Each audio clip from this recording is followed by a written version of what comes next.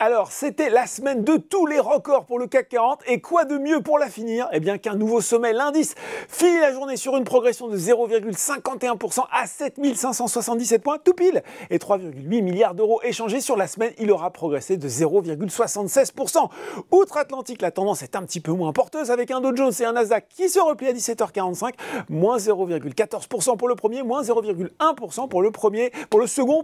Clairement, on préfère ne pas trop prendre de risques alors que les résultats des grands acteurs de la tech sont attendus la semaine prochaine. On revient à Paris, on regarde les valeurs en hausse sur le SBF 120, c'est Essilor Luxottica qui attirait tous les regards. La publication trimestrielle du géant de l'optique a convaincu avec un chiffre d'affaires de 6,1 milliards d'euros au premier trimestre, supérieur aux attentes et en croissance de 9,7%. Derrière, on retrouve Interparfums et GTT qui a confirmé ses objectifs 2023 après une hausse de 17,2% de son activité au premier trimestre à presque 80 millions d'euros. L'Oréal finit également en beauté, aidé sans doute un petit peu par un petit coup de pouce de Berenberg qui a relevé son objectif de cours de 378 à 412 euros sur le leader des cosmétiques. Enfin, c'est Monakea qui se distingue sur le SRD, plus 15,6%. La Medtech qui a publié un chiffre d'affaires en croissance de 121% au premier trimestre à 4,16 millions.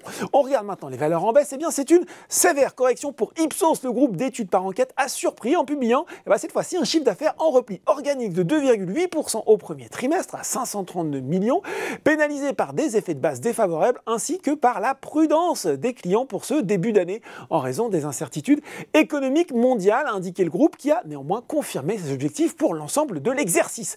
Casino aussi a souffert, tout comme Solution 30. Cette fois-ci, ce sont les résultats 2022 du spécialiste de la transition numérique qui ont clairement déçu les investisseurs. Le résultat net passe dans le rouge à hauteur de 50,1 millions.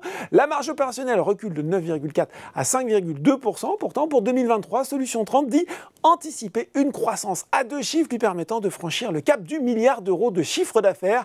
Sur le CAC 40, Airbus perdait de l'altitude, tout comme une nouvelle fois Renault qui cède plus de 12% sur 5 séances. À noter enfin Gensight, le cours de la biotech malheureusement s'est effondré de 70% alors qu'elle a annoncé le retrait de demandes d'autorisation de mise sur le marché de Lumevoq en Europe, alors que le comité pour les thérapies innovantes avait toujours des objections à formuler sur le candidat médicament.